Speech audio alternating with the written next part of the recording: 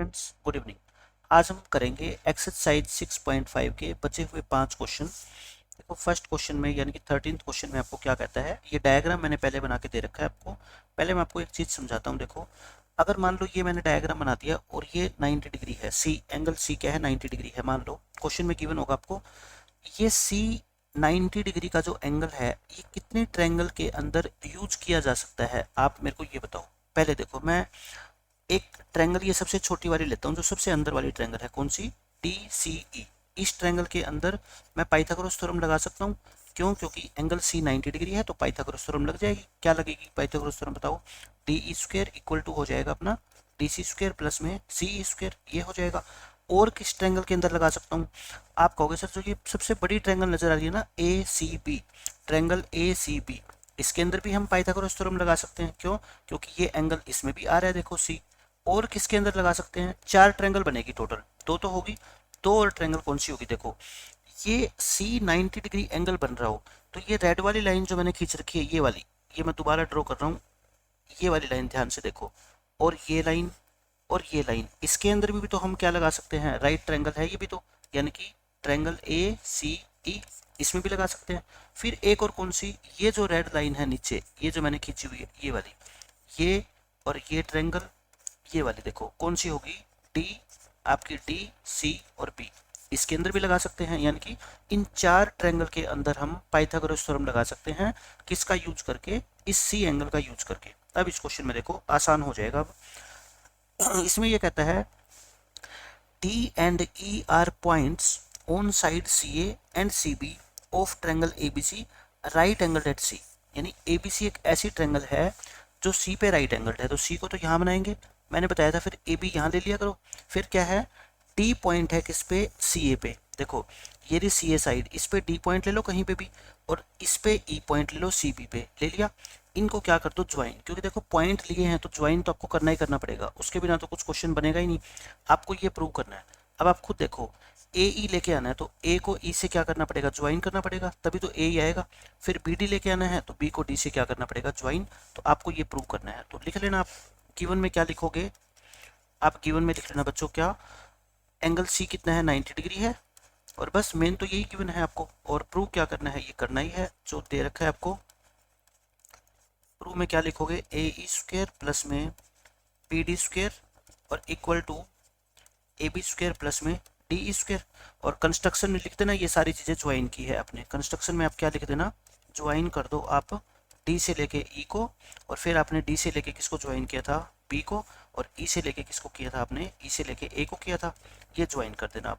अब सॉल्यूशन आप लिख लो रफ के अंदर। मैं बोल रहा हूँ कि एंगल सी को हम 4 ट्रायंगल के अंदर यूज करेंगे। कौन कौन सी 4 ट्रायंगल? चाहे नाम लिख लो, मैंने आपको बता दिया।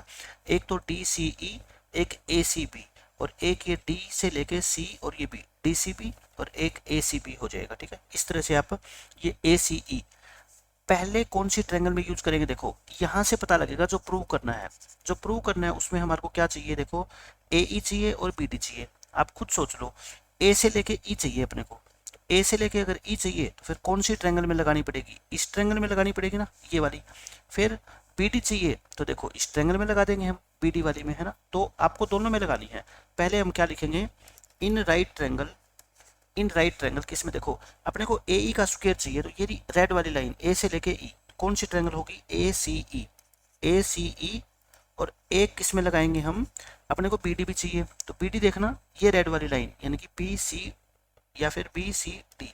इन दोनों ट्रायंगल में मैं क्या लगाऊंगा? Bye Pythagoras theorem. अब आप मेरे को बताओ, इस ऊपर वाली ट्रायंगल में ए ई स्क्वायर किसके इक्वल हो जाएगा? अपना ए ई स्क्वायर जो है वो हो जाएगा ए सी स्क्वायर प्लस में सी ई स्क्वायर, ए सी स्क्वायर और प्लस में C E square. First equation आ गई। अब इस ट्रायंगल में जो नीचे बैठी हुई है ये ट्रायंगल रेड वाली, इसमें क्या लगाएंगे हम?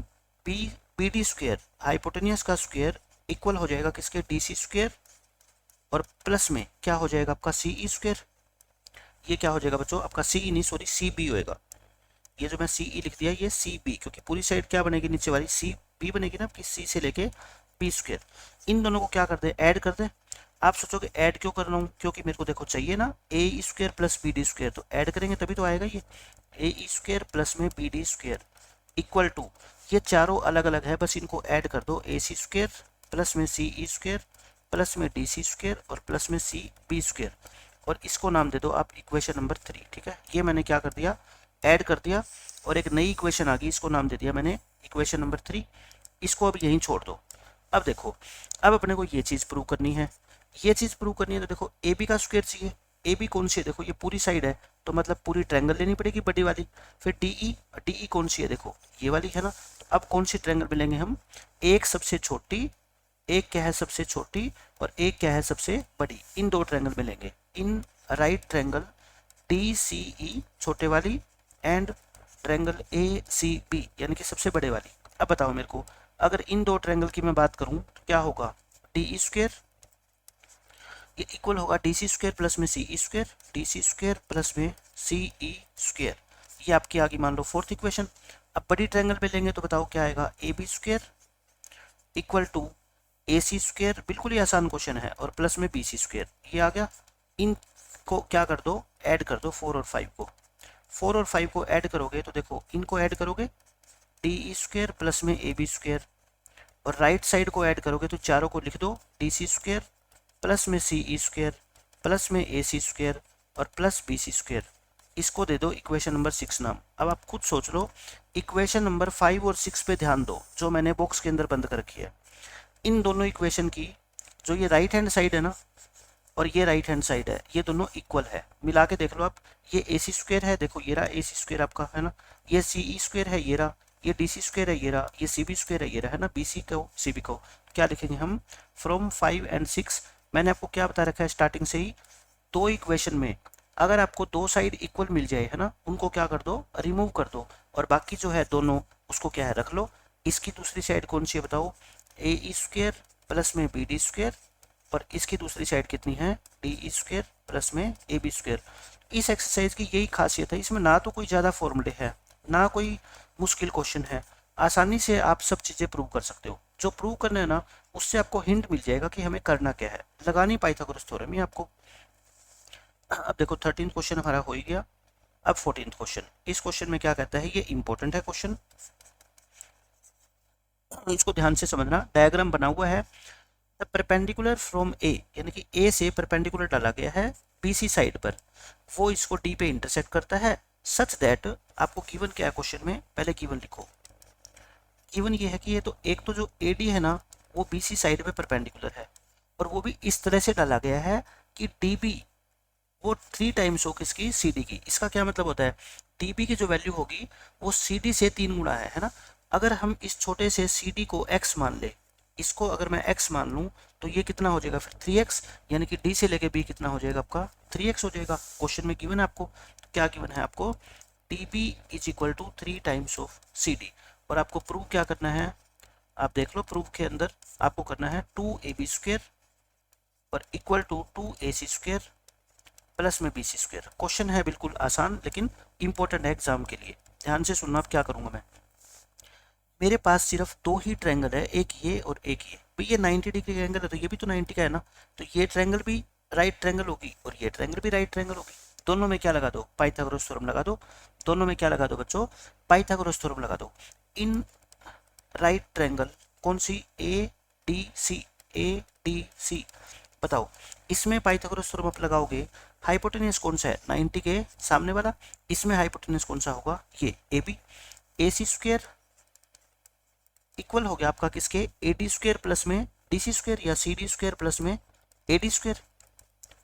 इसी तरह से आप क्या करो, इन राइट ट्रायंगल कौन सी, A D B, A D B, इसमें आप पाइथागोरस थ्योरम लगाना। पाइथागोरस थ्योरम लिखोगे है ना यहाँ पे, बाय पाइथागोरस थ्योरम। इसमें हाइपोटेन्यूस कौन सा है, A B square, A B square हो गया, और साथ में क्या होगा आपका बी डी स्क्वेयर, और प्लस में क्या होगा आपका ए डी स्क्वेयर। आप बस मेरे को ये बता दो, इन दोनों इक्वेशन के अंदर जो मैंने एक इक्वेशन ये बनाई और एक ये, इसमें फालतू चीज क्या है। आप ये सोचोगे जो ये ए डी है ना, ये जो बीच में ये लाइन है, ये परपेंडिकुलर है, ये अपने को कहीं पे भी चाहिए नहीं, क्योंकि प्रूफ के अंदर देखो इसका नामो निशान नहीं है कहीं पे भी, है ना। और मैंने बता रखा है जो चीज आपको मैथमेटिक्स में नहीं चाहिए ना, उसकी आप वैल्यू निकाल लिया करो। वैल्यू निकालने का मतलब ये होता है फिर जहाँ पे भी वो आएगा ना हम उसको वो रख देंगे, यानी कि यहाँ से आप AD² की वैल्यू निकाल लो। आप मुझे खुद बता दो, AD² अगर इधर छोड़ना है आपको तो ये CD² इधर लेके आना पड़ेगा ना, तो AC² में से CD² क्या हो जाएगा, माइनस हो जाएगा। ये क्या आ गई इक्वेशन नंबर 1। ऐसे ही यहाँ से AB² और ये BD² इधर ले आओ, है ना, माइनस हो जाएगा। उधर क्या बच गया, अकेला AD² बच गया। अब बताना फ्रॉम 1 and 2, फिर वही बात आ गई। ये दो इक्वेशन है, अगर आपको दोनों इक्वेशन में एक एक साइड इक्वल मिल जाए, ये भी AD² और ये भी AD², जो इक्वल होगी उसको क्या कर दो, रिमूव कर दो, बाकी जो बच गई उसको रख लो। बाकी क्या बच गई, देखो ऊपर से बच गई AC² माइनस CD² और नीचे क्या बच गई आपकी AB² और माइनस में BD²। इतना तो समझ आ गया, यहाँ तक तो कोई मुश्किल है नहीं। अब देखो क्या है आपको, अब लेट करोगे, आप स्टार्टिंग में लिख लेना यहाँ पे लेट कर लो, इस C से लेके D को x मान लो, इसको x मान लोगे तो फिर D से लेके B कितना होएगा आपका 3x हो जाएगा, 3x हो जाएगा, ठीक है। इसमें वैल्यू पुट करो, इसके अंदर देखो मैं दोबारा लिख रहा हूँ इसको, AC² minus CD² equal to AB² minus में BD²। इसमें पुट कर दो, जहाँ पे भी CD है उसको x और जहाँ से D से लेके B है उसको क्या पुट कर दो 3x। बताओ क्या आएगा आपका पुट करने के बाद, AC तो कुछ भी नहीं है, C से लेके D है क्या कुछ, C से लेके D बिल्कुल है, ये रहा कितना x, तो ये कितना हो जाएगा x² हो जाएगा। AB भी कुछ नहीं है, माइनस BD। अब यहाँ पे बच्चे मिस्टेक करेंगे, मैं बताऊंगा क्या मिस्टेक करेंगे। ये BD कितना है 3x और ये BD का स्क्वायर है, बच्चे ना सीधा 3x² लिख देते हैं। भाई BD का स्क्वायर का मतलब क्या होता है, BD इंटू BD होता है ना, यानी कि 3x इंटू 3x मल्टीप्लाई करोगे तो 9x² होएगा। तो फिर आपको क्या करना होता है 3x का होल स्क्वायर, है ना, आदत डाल लो इस तरह की। तो AC² minus x² equal to AB² और माइनस के कितना हो गया 9x²। बस क्वेश्चन प्रूव हो गया, कुछ भी नहीं रहा इसमें। एक चीज आपको बस ध्यान रखनी है, अब हमारे को जो प्रूव करना है ना उससे हिंट मिलेगा। देखो AB² नहीं चाहिए अपने को, 2AB² चाहिए, और यहाँ पे क्या है आपका AB² है, या फिर इससे हिंट ले लो, अपने को 2AC² चाहिए और है क्या अपने पास AC²। तो मैं क्या करता हूँ, दोनों तरफ 2 से क्या कर देता हूँ मल्टीप्लाई करता हूँ, ठीक है, मल्टीप्लाई बाय 2 कर सकते हैं हर एक टर्म को, जैसे कॉमन लेके काटते हैं वैसे 2 से क्या कर सकते हैं आप मल्टीप्लाई भी कर सकते हैं। ये देखो दोनों तरफ मैंने हर एक टर्म को 2 से मल्टीप्लाई कर दिया, बताओ कर सकता हूँ ना। अब दोबारा कॉमन लेके काट दो बेशक, है ना, ये हो जाएगा आपका। तो अब देखो क्या करेंगे इसमें, अब हमारे पास ये जो x वाली टर्म है ना ये एक तरफ रख लो, देखो ये -2x² है इधर रखो, ये -18 है इधर कर लो, इसको क्या हो जाएगा प्लस का 18 हो जाएगा। इधर 2AB² तो है ही, और ये 2AC² को इधर ही रख लो, इसको 2AC² को इधर ही रख लो। क्यों, क्योंकि अपने को AB² अकेला चाहिए, है ना, अकेला। तो AB² को मैंने अकेला छोड़ दिया, बाकी को मैंने साथ में रख लिया सबको, ठीक है। क्या आगे देखो मेरी इक्वेशन, मैं यहाँ पे लिख देता हूँ ऊपर 2AB² इक्वल टू 2AC²। अच्छा ये प्लस के 18 और माइनस के 2, 18 में से 2 गए 16, ये कितना हो गया 16x²। आप बस मेरे को एक बात बता दो, इसको क्या मैं 4x का होल स्क्वायर लिख सकता हूँ, 16x² को 4x का होल स्क्वायर लिख दूँ।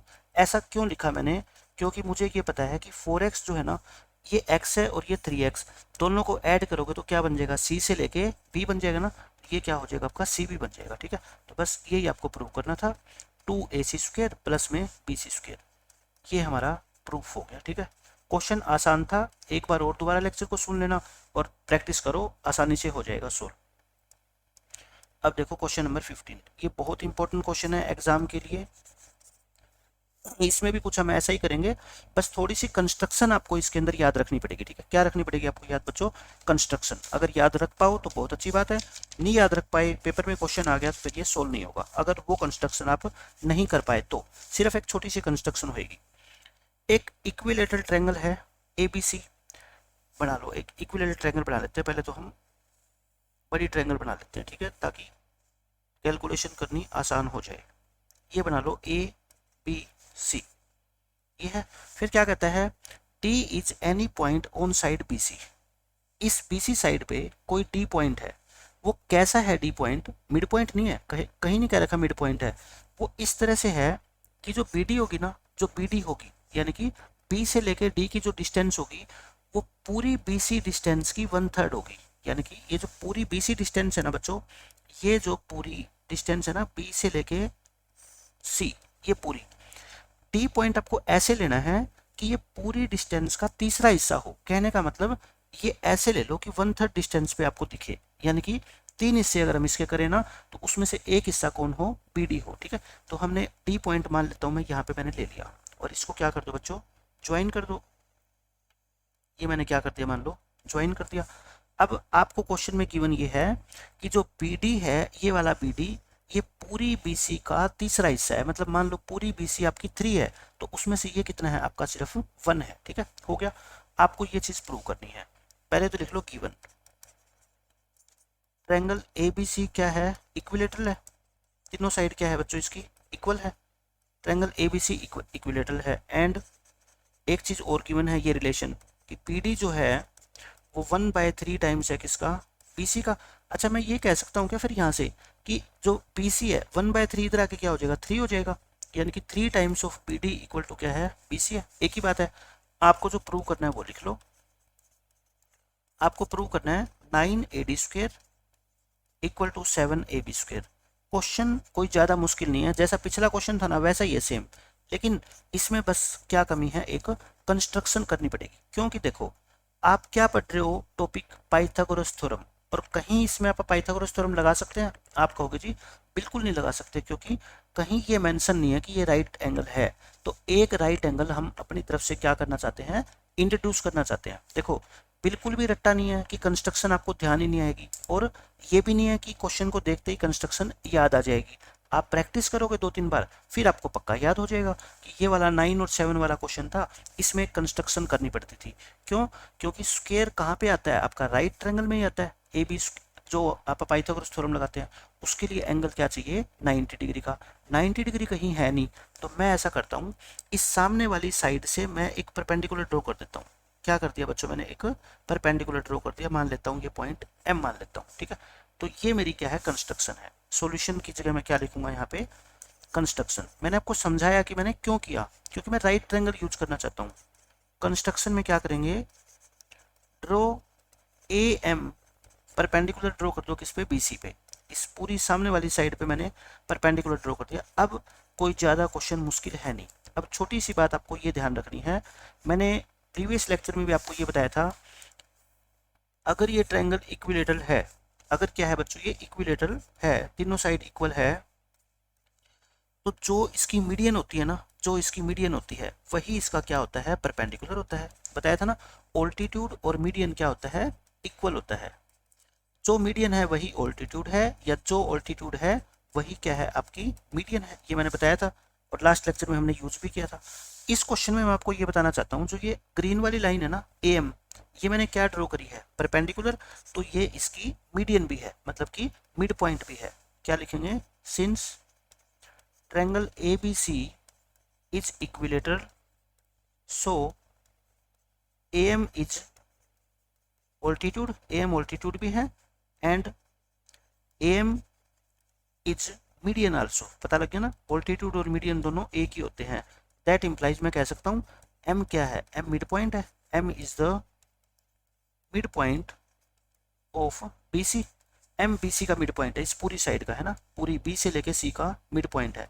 अब बस बात ये आती है कि हम किस साइड को क्या x माने। छोटा सा देखो, यहाँ पे आपको देखने से ये सबसे छोटी साइड लग रही है। ये क्या लग रही है बच्चों, छोटी लग रही है ना। इसको क्या मान लो आप, x मान लो। इसको क्या मान लो, x मान लो। DM को क्या मान लो आप, x मान लो। मान लिया हमने। अब आप एक बात और बता दो मेरे को, इसको अगर आपने, चलो इसको x मत मानो, मैं आपको बताता हूँ किसको मानना है, ताकि उससे आपकी कैलकुलेशन आसान हो जाए। मैं तो इससे भी कर दूंगा बट आप कंफ्यूज हो जाओगे।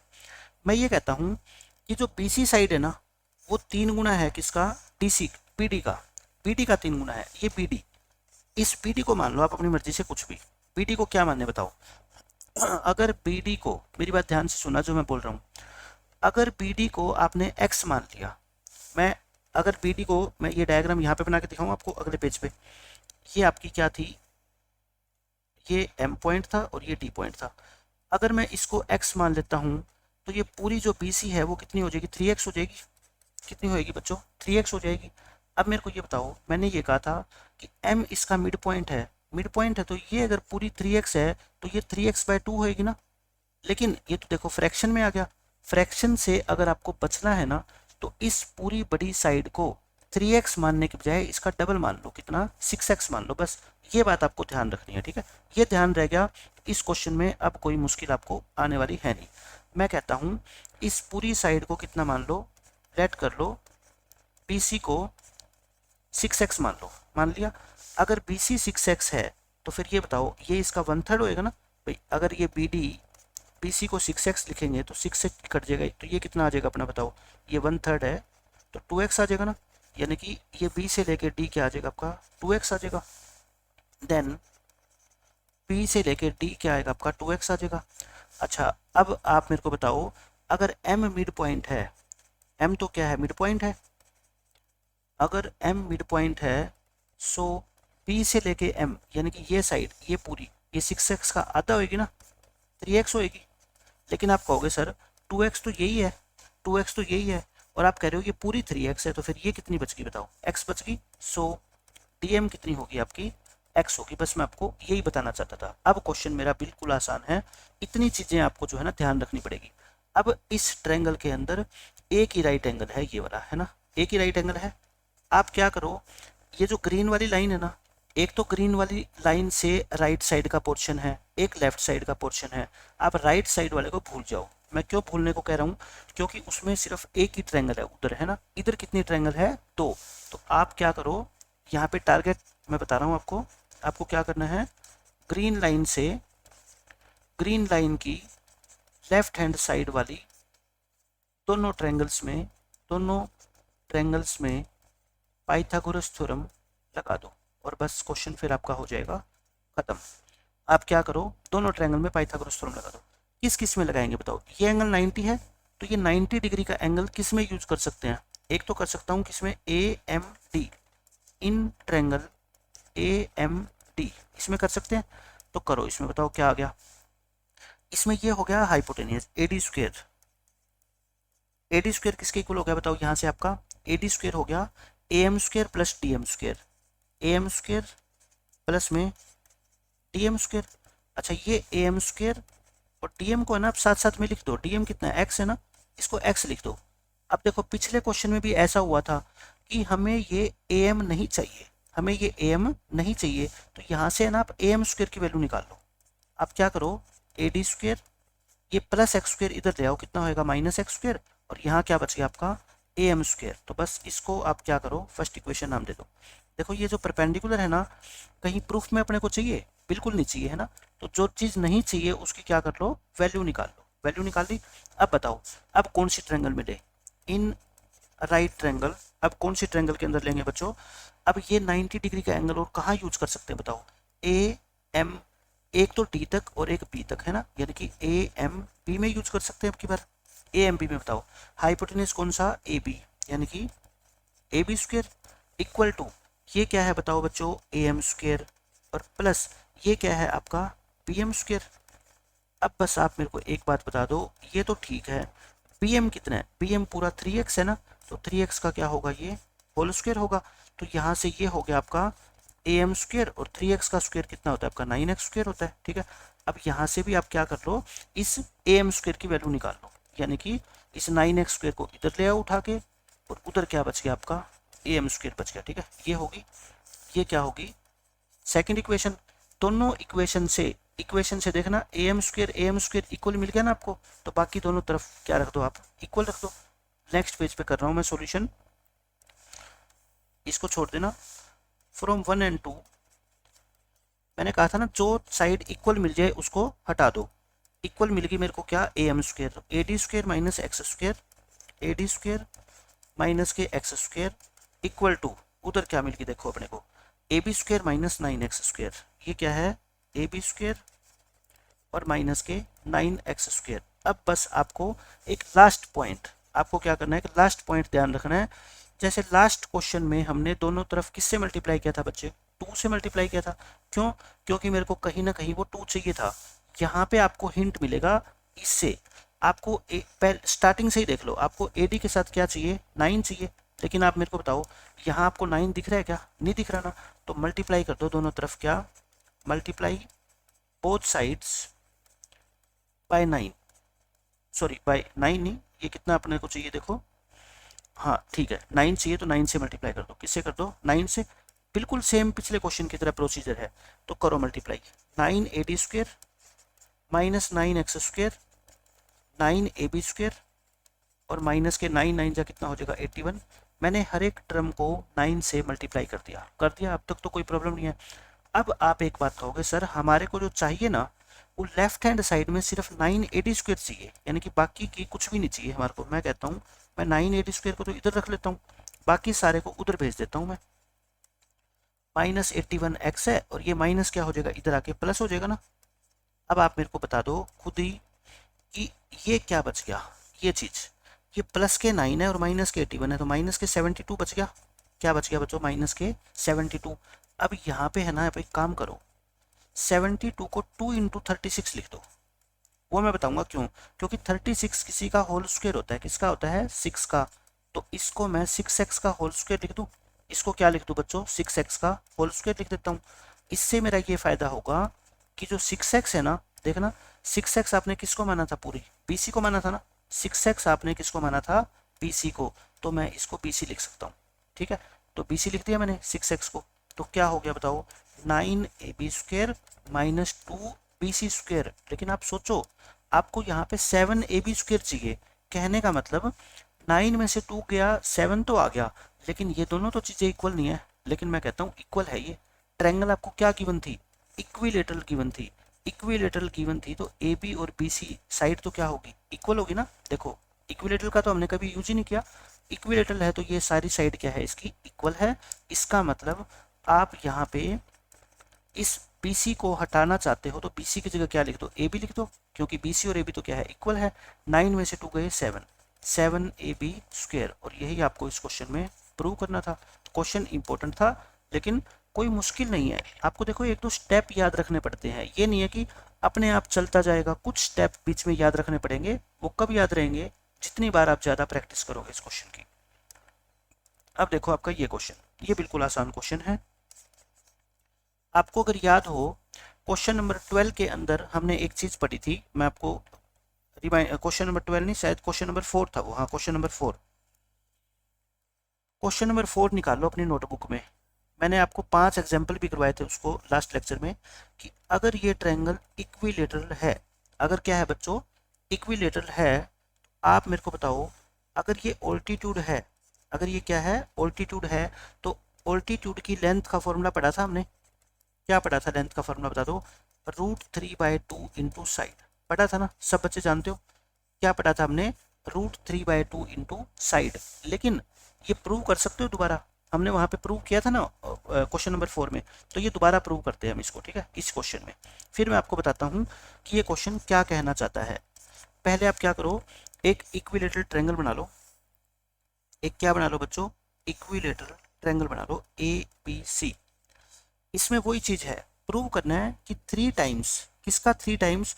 The square of one side, यानी कि एक साइड के स्क्वायर करके उसका 3 गुना इक्वल होगा 4 times the square of its altitude. कहने का मतलब देखो, ऑल्टीट्यूड का नाम आ गया ना, ऑल्टीट्यूड का नाम आ गया तो इससे आप ध्यान रख लो कि ये ऑल्टीट्यूड की लेंथ आपको पता होनी चाहिए।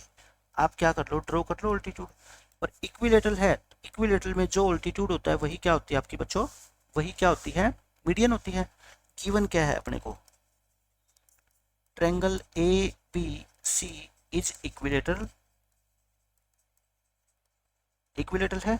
एंड AD जो है वो ऑल्टीट्यूड है। AD is it's altitude. So AD is median also. Median भी तो है क्योंकि ऑल्टीट्यूड ही मीडियन होता है। मैंने बता रखा है आपको काफी बार ये तो। और आपको प्रूव क्या करना है क्वेश्चन में, देखो ये इंपॉर्टेंट है। अब ये समझना कि क्या प्रूव करना है, ध्यान से समझो। क्या कहता है? 3 टाइम्स। 3 टाइम्स का मतलब क्या होता है? 3 गुना। किसका 3 गुना? The square of one side, है ना, एक साइड का स्क्वायर, यानी कि 3 इंटू साइड का स्क्वायर। 3 इंटू साइड का स्क्वायर आपको इक्वल प्रूव करना है किसके? 4 टाइम्स। 4 टाइम्स का मतलब 4 गुना, है ना। किसका 4 गुना? Square of one of its altitude, यानी कि इसका जो भी ऑल्टीट्यूड होगा उसका स्क्वायर। ये चीज आपको क्वेश्चन में प्रूव करनी है और मैं आसानी से प्रूव कर दूंगा। देखो अब क्या करेंगे हम सॉल्यूशन में। सॉल्यूशन में आप सुनो मेरी बात पहले तो आपको वही रिलेशन प्रूव करना पड़ेगा, क्या कि आपने निकाला था ना क्वेश्चन नंबर 4 में कि ऑल्टीट्यूड जो होता है वो साइड का √3/2 टाइम्स होता है। आप याद करो वो आपने कैसे निकाला था, वहां पे आपको दिया हुआ था क्वेश्चन में कि हर एक साइड इक्विलेटरल की कितनी है 2a। यहाँ आपको गिवन नहीं है, आप अपनी मर्जी से कुछ भी मान लो। मैं 2a मान लेता हूँ, ठीक है। मैंने क्या मान लिया, हर एक साइड कितनी है बताओ, 2a है। लेट कर लो ईच साइड को, वो चीज़ आपको दोबारा प्रूव करनी है यहाँ पे, आप ये मान लो, ठीक है। यानी कि फोर्थ क्वेश्चन तो आपका रिवाइज हो ही जाएगा इससे। हर एक साइड को 2a मान लो। देन आप मेरे को ये बताओ, ये मिड पॉइंट है तो ए ये हो गया, ए ये हो गया, बी डी कितनी होगी आपकी बताओ, ए होगी। अब ये 90 डिग्री का एंगल है तो राइट ट्रायंगल में पाइथागोरस लगा दें। इन राइट ट्रायंगल कौन सी, A D B, A D B by Pythagoras theorem बताओ क्या होगा, ए बी स्क्वेयर इक्वल होगा आपका किसके, ए डी स्क्वेयर और प्लस में बी डी स्क्वेयर, यही होती है पाइथागोरस थ्योरम। अब आप जो है ना अप्लाई करो इसमें। ए बी की वैल्यू कितनी है बताओ 2a, लेकिन होल स्क्वेयर है तो फिर आप क्या करोगे 2a का होल स्क्वेयर। ए डी कितना है, ए डी तो निकालना ही आपको, ऑल्टीट्यूड है। और बी डी कितना है आपका ए स्क्वेयर, तो यहाँ पे 4a स्क्वेयर और ये प्लस ए स्क्वेयर इधर आके माइनस हो जाता था, याद होगा आपको शायद। तो यहाँ से ए डी स्क्वेयर कितना आ गया आपका 3a स्क्वेयर।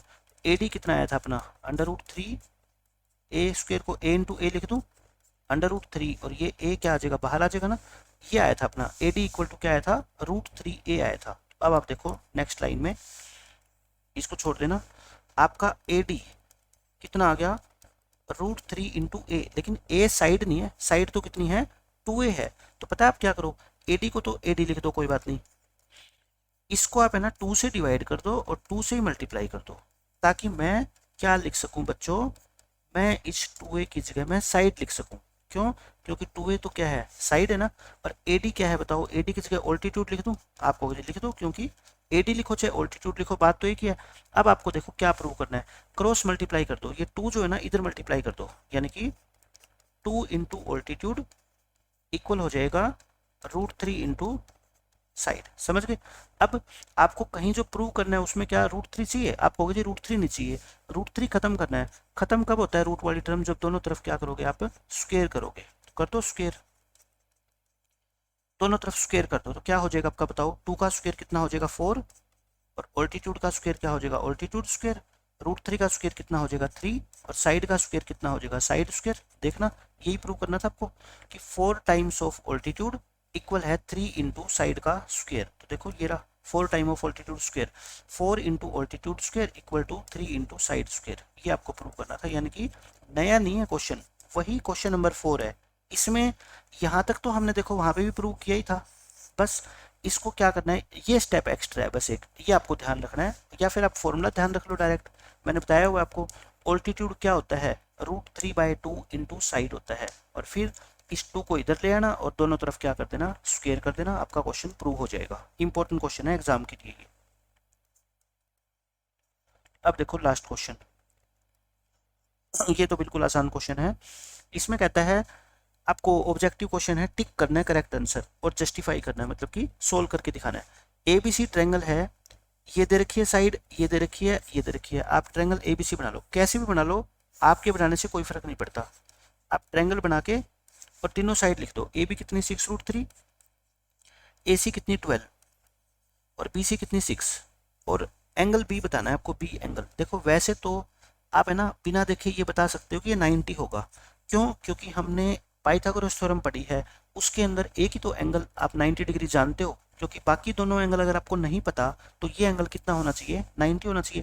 अब मैं बताता हूँ कैसे 90 कैसे होगा, अगर ये हाइपोटेनियस आप प्रूव कर दो, इसको क्या प्रूव कर दो बच्चों आप हाइपोटेनियस प्रूव कर दो, तो ये एंगल तो अपने आप ही 90 नहीं हो जाएगा, क्योंकि हाइपोटेनियस के सामने वाली साइड क्या होती है आपका 90 डिग्री होता है हाइपोटेनियस के सामने वाला एंगल। तो मैं ये कहता हूँ कि ये ट्रिपलेट बन गया 6, एक 6√3 और एक क्या 12, ये बन गया ना। आपको प्रूव करना है कि 12 के सामने जो एंगल है वो 90 डिग्री है।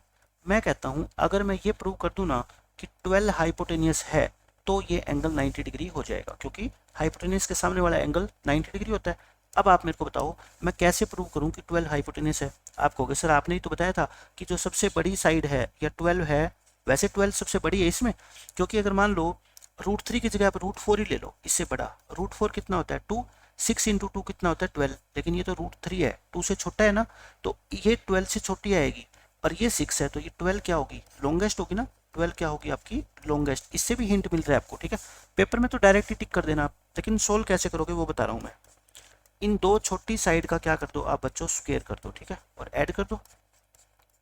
बताओ 6 का स्क्वायर कितना होता है 36, और √3 का स्क्वायर कितना होता है 3, और ये कितना होता है आपका 108। इनको ऐड करोगे तो कितना आ गया 144, और 12 का स्क्वायर भी कितना होता है 144। इक्वल आगे ना, इक्वल आगे। सो हम कह देंगे कि जो AC है वो क्या है, हाइपोटेनियस है।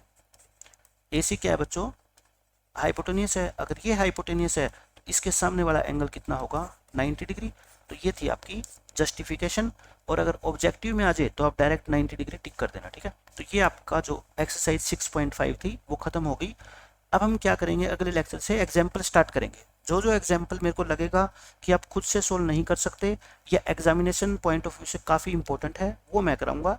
और इतनी सारी चीज़ें मेरे को बताने के बाद जो मेरे को लगता है कि खुद आप कर पाओगे वो आप खुद कर लेना, ठीक है। और फिर हमारी रह जाएगी एक्सरसाइज 6.4। 2022 के सिलेबस में बच्चों 6.4 एक्सरसाइज नहीं है, क्योंकि उसमें जो थ्योरम यूज होती है वो थ्योरम क्लियरली मेंशन्ड है कि वो सिलेबस से हटा दी गई है। और 6.4 में सारे के सारे क्वेश्चंस के अंदर वो थ्योरम लगती है। इसका मतलब कोई भी क्वेश्चन आपसे नहीं पूछा जाएगा वहां से, ठीक है। तो हम नेक्स्ट लेक्चर से स्टार्ट करेंगे एग्जाम्पल्स।